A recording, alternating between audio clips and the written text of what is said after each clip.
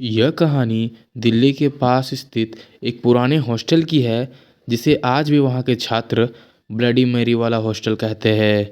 यह कहानी लगभग 2016 की है जब मैं अपने 3 दोस्त रोहन, अमित और स्नेहा का साथ रहता था। उस हॉस्टल की तीसरी मंजिल पर एक पुराना टूटा हुआ वॉशरूम था जिसे रात में कोई इस्तेमाल नहीं करता था। कहते थे कि वहाँ के शीशों में ब्लडी मैरी दिखाई देती है। तो बिना किसी देरी किए इस कहानी को शुरू करते हैं। इस चैनल का नाम है डर की आवाज़। ब्लडी मैरी की कहानी तो सबने सुनी होगी।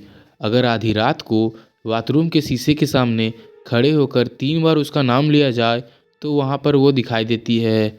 हम इन बातों को सिर्फ अफवाह समझते थे, लेकिन स्नेहा का कहना था कि उसने बचपन में अपने मौसी से इस आत्मा के बारे में बहुत सुना है, जो कभी एक निर्दोष लड़की थी और बहुत बेरहमी से मारी गई थी। उसकी आत्मा आज भी शीशों में भटकती है। एक रात लगभग 12:30 बजे बिजली चली गई। पूरा हॉस्टल अंधेरा में डूब गया। बाहर तेज हवा चल रही थी और खिड़कियां खुद ब खुद बज रही थी। तभी रोहन ने मजाक में कहा, अरे दोस्तों, चलो आज ब्लडी मैरी को बुलाते हैं। पहले तो सब हंस पड़े, लेकिन डर हमें ज़्यादा देर तक रोक नहीं पाया। हम चारों मोबाइल की टॉर्च लेकर तीसरी मंजिल के उस बंद बाथरूम में चले गए।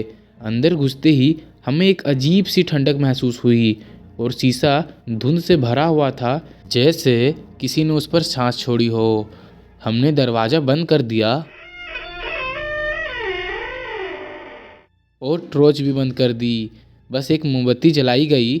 स्नेहा के चेहरे पर डर साफ दिख रहा था। रोहन ने धीरे से कहा, ब्लडी मैरी, ब्लडी मैरी। तीसरी बार नाम लेते ही शीशे पर खरोच जैसी आवाज़ आई। मेरे शरीर में सिहरन दौड़ गई। अचानक मोमबत्ती की लो तेजी से जलने लगी। शीशे में हमारी परछाई अजीब सी टेढ़ी मेढ़ी दिखने लगी। तभी हमें लगा जैसे शीशे के पीछे कोई और खड़ा है। एक औरत, उसने सफ़ेद साड़ी पहनी थी और उसके बाल खुले हुए थे। पूरा चेहरा खून से लपटा हुआ था और उसकी आंखें पूरी लाल थी। स्नेहा जोर से चीखी।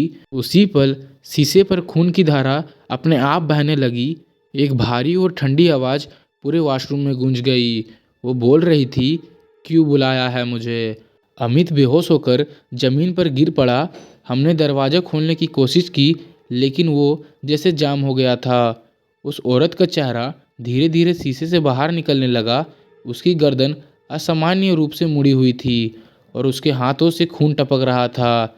मैंने डर के मारे आंखें बंद कर ली और भगवान का नाम लेने लगा।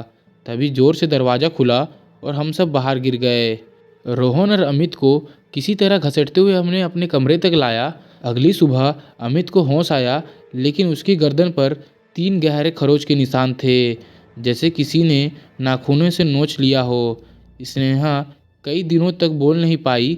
हॉस्टल के वार्डन ने बताया कि सालों पहले उसी वॉशरूम में एक लड़की की बेरहमी से हत्या हुई थी। मरने से पहले वो बार बार शीशे में खुद को देख रही थी। वो खून से सनी हुई थी। उस घटना के बाद उस वॉशरूम को हमेशा के लिए बंद कर दिया गया।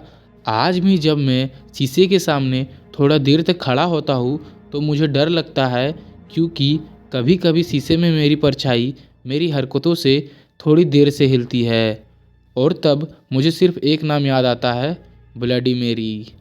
तो दोस्तों, अगर आपको ये कहानी अच्छी लगी तो इस वीडियो को लाइक करके मेरे चैनल को सब्सक्राइब कर दीजिए। मिलते हैं ऐसे ही एक हॉरर वीडियो में। तब तक के लिए बाय बाय, टेक केयर।